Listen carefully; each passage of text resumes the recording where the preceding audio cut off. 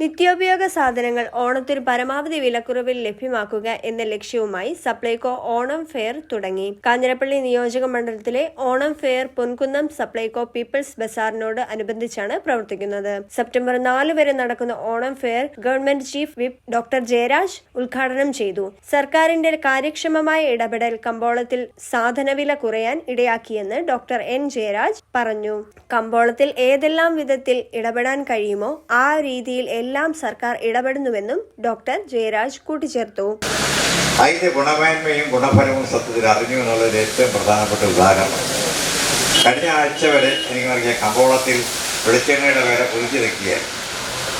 ഇത് വല്ലാത്ത രീതിയിൽ വെളിച്ചെണ്ണ വില വർദ്ധിച്ച സാഹചര്യത്തിൽ ഇപ്പോൾ കഴിഞ്ഞ ദിവസങ്ങളായിട്ട് 2 ദിവസമായിട്ട് വെളിച്ചെണ്ണയുടെ വില താഴ്ന്നുകൊണ്ടിരിക്കുന്നു. കമ്പോള വില നമ്മൾ നേരിട്ട് തന്നെ അനുഭവിക്കുന്ന ഒരു ഉദാഹരണം ഞാൻ സൂചിപ്പിച്ചത് ഗവൺമെൻറ് ഇൻ്റർവെൻഷൻ എത്രമാത്രം, ഗവൺമെൻറ് ഇടപെടൽ എത്രമാത്രം നിത്യോപയോഗ സാധനങ്ങളുടെ വിലയെ കാര്യമായി അത് അനുകൂലമായി ജനങ്ങൾക്ക് അനുകൂലമായി എങ്ങനെ മാറ്റിയെടുക്കാൻ കഴിയുന്നുള്ളത് ഏറ്റവും വലിയ ഉദാഹരണമാണ്. Chirakkadavu panchayat president advocate CR Sreekumar അധ്യക്ഷനായി. വാഴൂർ ബ്ലോക്ക് പ്രസിഡന്റ് മുകേഷ് മണി ആദ്യ വിൽപ്പന നടത്തി. വൈസ് പ്രസിഡന്റ് സതി സുരേന്ദ്രൻ, പഞ്ചായത്ത് അംഗം KM Abraham, CPI local secretary P Prajith, PM Saleem, Supplyco depot assistant manager Sheena Kumari S തുടങ്ങിയവർ പങ്കെടുത്തു. വിപുലമായ സൗകര്യങ്ങളാണ് സപ്ലൈകോ ഇക്കുറി ഒരുക്കിയിട്ടുള്ളത്. 13 ഇനം സാധനങ്ങൾ സബ്സിഡിയോടെ ലഭിക്കും.